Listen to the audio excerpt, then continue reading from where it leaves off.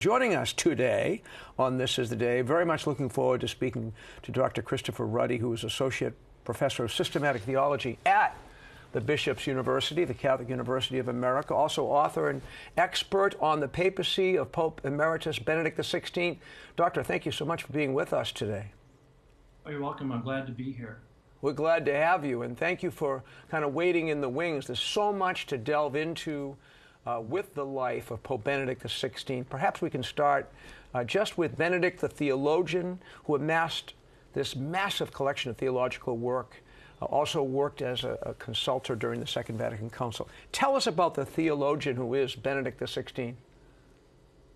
Well, I think one of the remarkable things is what you mentioned, Bishop, in your comments at the beginning, which is that you have here someone who's incredibly learned and scholarly, who's written dozens of books, who's been a player and a thinker for decades, but who at his heart, I think, remained a very simple believer.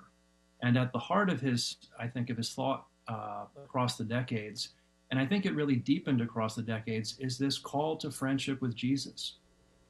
This very intellectual man was also a very affective and emotional man who spoke very kind of almost disarmingly simply about Jesus and his love for Jesus and the call to friendship with Jesus. And I think that's the center that animated everything else he did, whether he was speaking about theology or whether he was speaking about the relationship of faith and reason or matters of the church. It was always Christ as the center. That's beautiful. And that is how he served so wonderfully as Pope. Can you tell us a little bit about his role when he was Cardinal Ratzinger?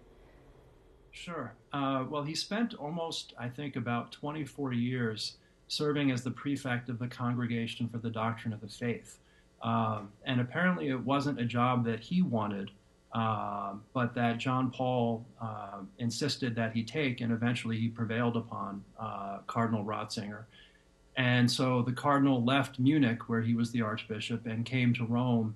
And I think over those decades, engaged in an effort to, you might say, recenter Catholic doctrine and thinking, to in some ways welcome and receive all of the good impulses that arose after the Second Vatican Council, and to keep it, you might say, centered on Christ and in the tradition of the Church.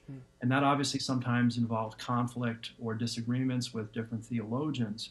But I think at the heart of it was a desire to keep the Church centered on what is essential, and to see that the doctrine of the Church is not something that's just sort of a burden that we have to sort of accept begrudgingly, but that the doctrine actually sets us free, it gives us life.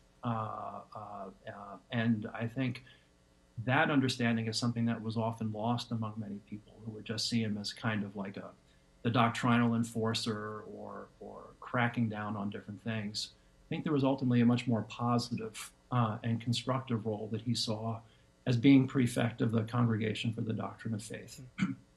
And Chris, it's difficult to think of Pope Benedict's, his pontificate, without, of course, thinking of the resignation. Some say, it was a kind of shirking responsibilities. Others say it was an act of great courage. Could you tell us about that and how that played a role in the papacy for years to come? Sure.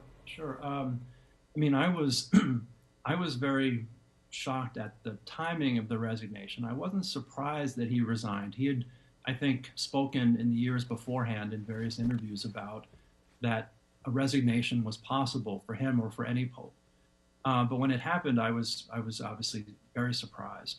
And part of me was very sad because I have such great affection for him both as a theologian and as a believer. But I had a sense that this is a man of really deep prayer, and that he would not shirk his responsibilities, but rather, seek to know simply what does the Lord want him to do.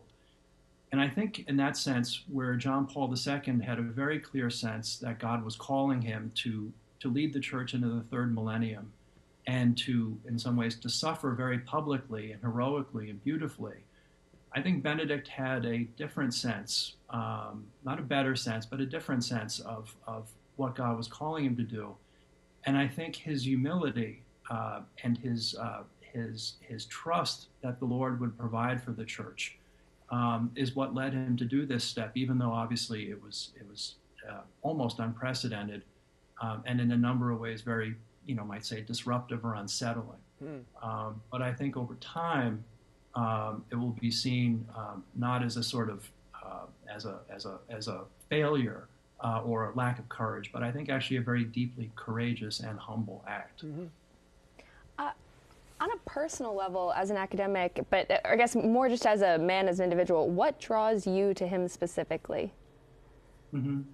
I had a lot of the usual stereotypes about Cardinal Ratzinger when I first started reading him when I was in graduate school.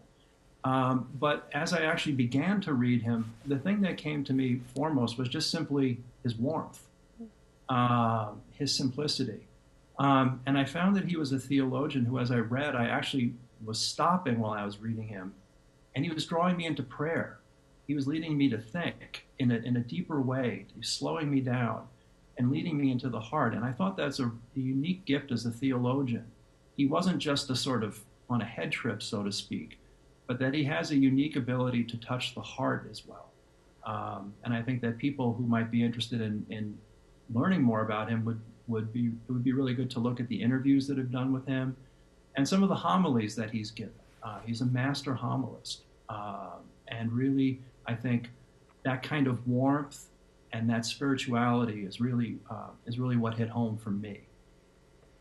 Well, we're so grateful, all of us are, as a church and a human family, to Pope Emeritus Benedict XVI for slowing us down, for engaging us intellectually, and also for leading us to Christ. And we're grateful to you, Chris. I know you've written a number of books. How do people find out more about your work and the institution, the Catholic University of America, where you teach?